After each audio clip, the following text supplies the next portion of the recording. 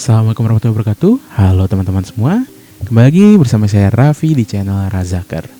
Nah teman-teman, jadi sebentar lagi ada Pilpres 2024. Kita sudah masuk masa kampanye sekarang. Dan Razakar ingin mencoba untuk ikut berpesta demokrasi di sini, menyampaikan informasi-informasi yang bersifat objektif terhadap pasangan calon nomor 1, 2, dan 3.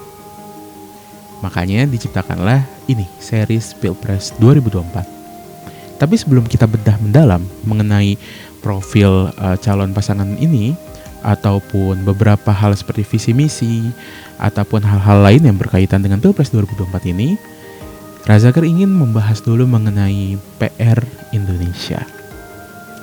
Di sini kita kembali lagi tidak ingin membahas secara hal-hal yang di luar kapabilitas kami seperti hal-hal yang bersifat politik atau semacamnya.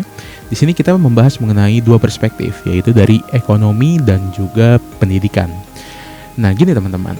Dari segi ekonomi, menurut kami PR Indonesia itu adalah tingkat literasi keuangan Indonesia dan tingkat inklusi keuangan Indonesia. Makanya di sebelah saya ada infografisnya yang dirilis langsung dari OJK. Ini dirilis akhir tahun 2022. Jadi memang OJK ini setiap 3 tahun sekali merilis data-data mengenai literasi dan inklusi keuangan Indonesia. Di sini bisa kita lihat, alhamdulillah Indonesia bertumbuh dari 2016, 2019 ke 2022. Tapi di sini ada satu hal yang unik dan kebetulan itu juga salah satu tesis saya mengenai ini. Ada gap yang cukup besar antara literasi dan inklusi keuangan. Apa itu literasi keuangan? Literasi keuangan adalah knowledge atau pengetahuan, skill atau kemampuan dalam mengelola keuangan. Artinya ini tidak dispesifikan pada tingkatan kemampuan pengelolaan keuangan yang sudah profesional ya. Ini dalam segi levelnya adalah memiliki pengetahuannya. Jadi memang untuk teman-teman semua yang terbuka untuk informasi-informasi seputar keuangan, sehingga tidak mudah tertipu, sehingga tidak mudah terjebak dalam penyelewengan jasa ataupun produk keuangan. Itu yang kita sebut dengan literasi.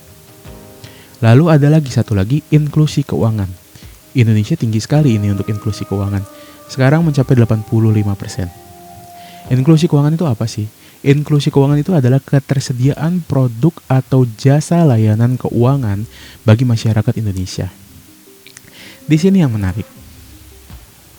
Inklusi keuangan Indonesia 85%, sedangkan literasi keuangan Indonesia 49%. Ada gap sekitar 35%.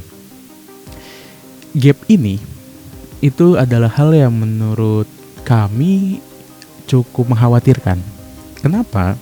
Karena artinya ada produk keuangan ataupun orang-orang yang menggunakan produk keuangan yang tidak memiliki kemampuan atau pengetahuan dalam menggunakannya.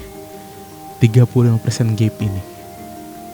Karena sesuai definisi tadi, literasi keuangan adalah pengertian terhadap produk keuangan.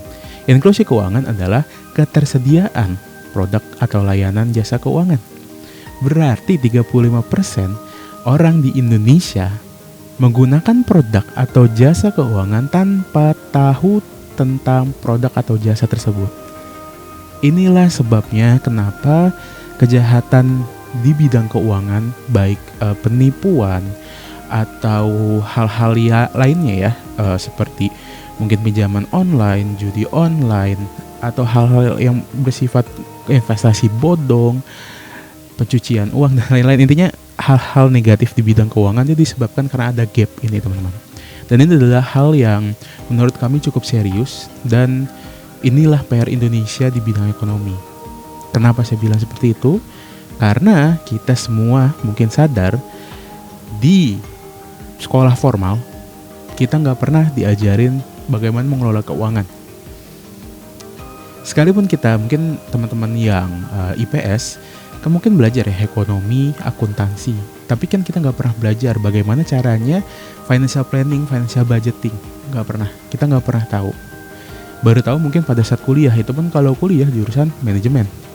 Kalau kuliah jurusan lain kita nggak pernah tahu. Inilah yang menyebabkan adanya gap tadi, literasi dan inklusi keuangan. Jadi ini 35% tuh bukan berarti karena tingkat pendidikan yang tidak tinggi, bukan. Ada sebagian yang memang pendidikannya tinggi, tapi memang ada gap saja.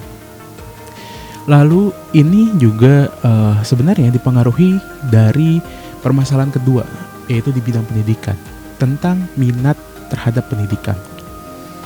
Gini teman-teman, kan Razakar ini bergerak di industri keuangan dan pendidikan. Kita mengadakan kelas sertifikasi berbayar. Kadang menyediakan juga kelas-kelas seminar yang gratis, webinar. Dan kita sering banget ngupload video-video pendidikan seputar keuangan ini di YouTube. Dan rate untuk penetrasi ke masyarakat Indonesia ini kecil ini teman-teman. Oke, kita ada dua pembuktian. Pembuktian yang pertama, secara hasil riset kita kecil-kecilan. Jadi saya pribadi itu punya 3 channel di bidang animation, film and animation, di bidang music, dan di bidang ini, pendidikan. Di YouTube, kategori education adalah kategori paling kecil persentasenya ditonton di dunia maupun di Indonesia. Padahal gratis loh. Itu aja yang gratis, apalagi yang berbayar. Itu satu. Kedua, buktinya mungkin ini teman-teman juga bisa dari sumber-sumber lain ya. Salah satunya Pak Win tuh, Asah Pola Pikir. Kalau kalian pernah nonton beliau juga pernah menyatakan hal ini. Kalau kalian lihat course yang ada di luar negeri, terutama US sih yang paling tinggi penetrasinya, pendidikan berbayar, di sana tuh sangat diminati. Sertifikasi mahal, yang benar-benar mahal, yang kalau mungkin dikonversi ke rupiah tuh bisa sampai 20 juta ke atas, itu peminatnya bisa sampai ratusan ribu orang. Di kita, jangankan sampai yang level segitu.